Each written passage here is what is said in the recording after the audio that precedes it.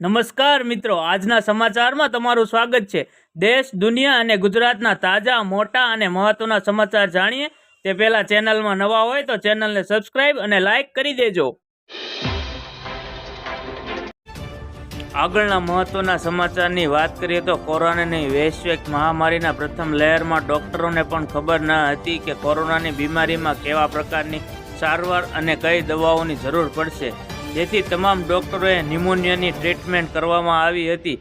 હાલમાં અમદાવાદની ફક્ત ખાનગી હોસ્પિટલમાંથી દર મહિને બ્રેન ફોગના દર્દીઓ સામે આવી રહ્યા છે, પરંતુ ભારત દેશમાં ઓરલ એટોપ્સીના ના હોવાને કારણે બ્રેન ફોગના ચોક્કસ આંકડા બહાર આવી શકતા નથી। પરંતુ તેમ છતાં ખાનગી હોસ્પિટલના ડોક્ટરોના જણાવ્યા અનુસાર હાલમાં દર મહિને 40 જેટલા બ્રેન ફોગના દર્દીઓ સામે આવી રહ્યા છે।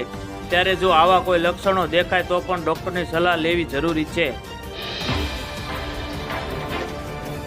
આગળના મહત્વના સમાચારની વાત કરીએ તો મુખ્યમંત્રી ભૂપેન્દ્ર પટેલના હસ્તે આજે રાજકોટ જિલ્લાના વિછિયા ખાતે ₹337 કરોડના સૌની યોજનાની લિંક 4ના પેકેજ 9 સહિતના વિકાસ કામોનું લોકાર્પણ ખાતમુહૂર્ત કરવામાં આવ્યું હતું।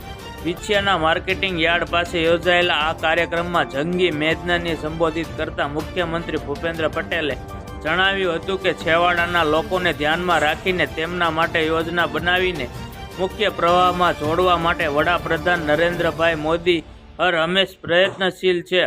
અમૃતકાળમાં દેશને વિકસિત બનાવવા માટે વડાપ્રધાન નરેન્દ્રભાઈ મોદીએ વિકાસ માટે મુખ્ય 4 જાતિઓ ગરીબ, યુવા, અન્નદાતા અને નારી શક્તિ નક્કી કરી છે।